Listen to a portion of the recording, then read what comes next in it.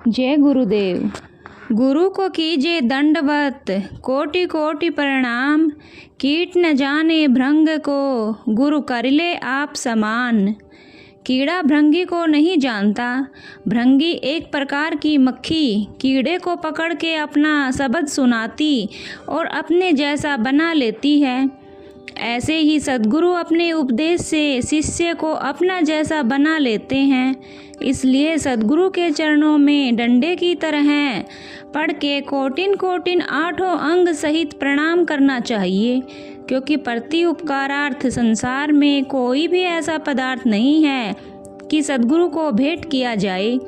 इसलिए सम्मान पूर्वक निरभिमान दंडवत प्रणाम ही योग्य है।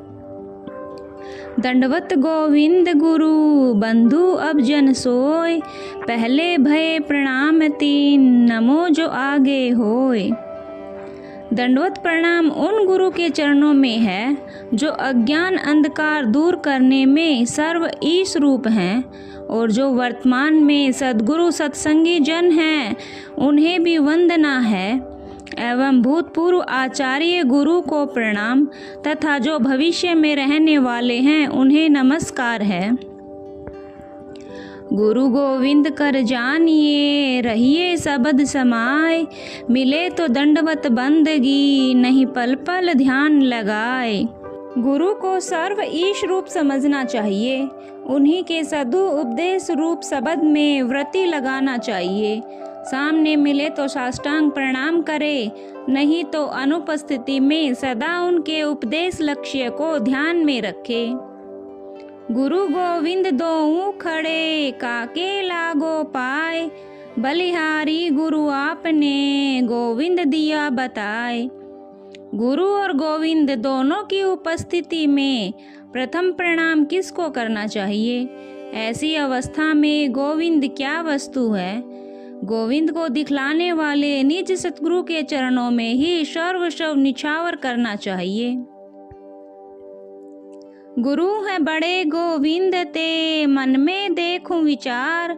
हरि सिर जेते वार हैं, गुरु सिर जेते पार। साहिब कहते हैं, विचार दृष्टि से देखा है तो गोविंद से गुरु इस प्रकार बड़े हैं जैसे शक्ति से शक्तिमान। हरि से जुड़े हुए जीव इस संसार के ही चक्कर में रहते हैं, और गुरु से जुड़े हुए जीव पार हो जाते हैं। गुरु गोविंद दो एक हैं, दूजा सब आकार। आपा मेटे हरि भजे, तब पावे दीदार। कबीर साहिब कहते हैं कि सूर्य और प्रकाश की तरह गुरु और गोविंद में नाम मात्र का भेद है। दूसरा सब माया का रूप है। जब माया का अहंकार मेटकर अविद्या असुर भाव को हरने वाले हरि रूप सद्गुरु के शरणागत होंगे, तब स्वरूप का दर्शन फल पावेंगे। गुरु तो गुरुआ मिला, जो आटे में लोन। जाति पाति कुल मेट गया, नाम धरेगा कौन। गुरु से उपदेश पाकर सत स्वरूप में वही गुरुआ अर्थात गंभीर शिष्य ऐसे मिलते हैं जैसे आटे में लवण। फिर उनसे अलग किसी के नाम धरने के लिए जाति पाति आदि का कुछ भेद नहीं रह जाता। गुरु सो ज्ञान जो लीजिए, शीस दीजिए दान। बहुतक भोंदू बही गए, राख जीव अभिमान। कबीर साहिब कहते हैं कि सद्गुरु से ज्ञान दीक्षा जब लीजिए तो उनको भेंट के लिए अपना सिर अर्थात अभिमान उतार कर उनके चरणों में चढ़ा दीजिए। यदि ऐसा न होगा तो ध्यान रखिए, बहुत से मन में मिथ्या अभिमान रखने वाले अज्ञानी इस संसार धारा में बह गए।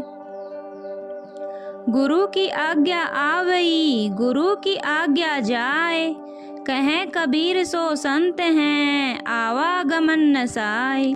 सद्गुरु कबीर कहते हैं कि वह ही संत हैं और वह ही जन्म मरण से मुक्त होते हैं जो गुरु की आज्ञा अनुसार चलते हैं।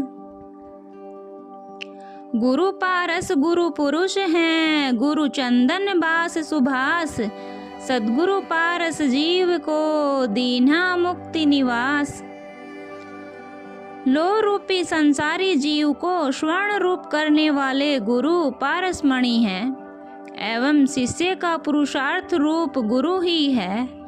ढाक प्लास निम्ब वृक्ष शिष्यों को शुभ गुण से सुगंधित करने वाले सुगंध युक्त चंदन वृक्ष या मल्यगिरी के समान सद्गुरु ही हैं, जो अपने ज्ञान स्पर्श से जीवों को मुक्त किए वह करते हैं।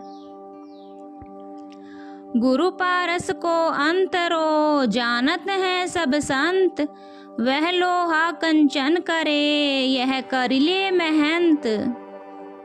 सद्गुरु और पारसमणि के तारतम्य को विवेकी संत सब जानते हैं। वह लोहा को केवल सोना बनाता है, पारस नहीं, परंतु सद्गुरु तो संपूर्ण महत्व देकर अपना स्वरूप बना लेते हैं। कुमति कीच चेला भरा गुरु ज्ञान जल होय, जन्म जन्म का मोरचा पल में डारे धोए। सद्गुरु कबीर साहिब ने बताया है कि कुमति रूपी कीचड़ शिष्य में चाहे कितना भरा हो, परंतु सद्गुरु के शरणागत हो निर्मल ज्ञान जल प्राप्त करने पर क्षण मात्र में जन्म जन्मांतरों का दाग साफ हो जाता है। गुरु धोबी शिष्य का पड़ा साबुन सिरजनहार, सुरती शिला पर धोइए निकसे ज्योति अपार।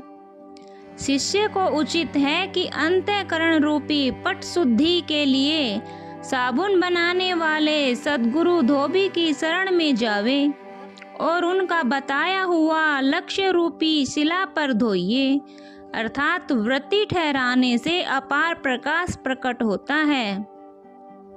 गुरु कुम्हार शिष्य कुंभ हैं, घड़ी घड़ी काढ़े खोट, अंतर हाथ पसार दे बाहिर वाहे चोट। शिष्य रूपी पात्र को बनाने वाले गुरु कुंभकार हैं। विवेक आदि में आलस्य करने पर शिष्य को अंदर से दया का सहारा देकर ऊपर से ज्ञान की चोट मार मार कर कसर निकाल देते हैं और ज्ञान जल ग्रहण योग्य शुद्ध पात्र बना लेते हैं।